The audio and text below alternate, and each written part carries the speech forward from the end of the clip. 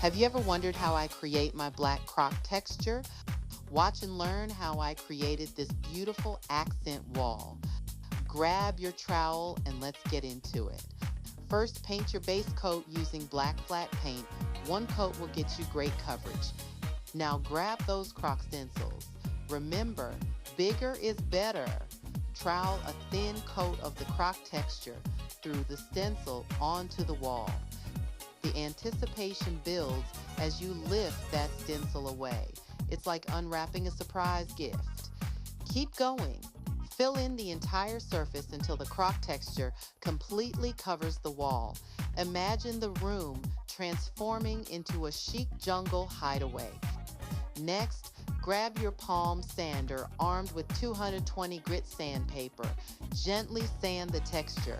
It's like giving your crocodile scales a spa treatment, smooth and luxurious. Next comes the magic. Trowel on the metallic plaster. Watch your wall come alive with a subtle opulence. There you have it, a stunning accent wall that'll make everyone wonder, how did they do that?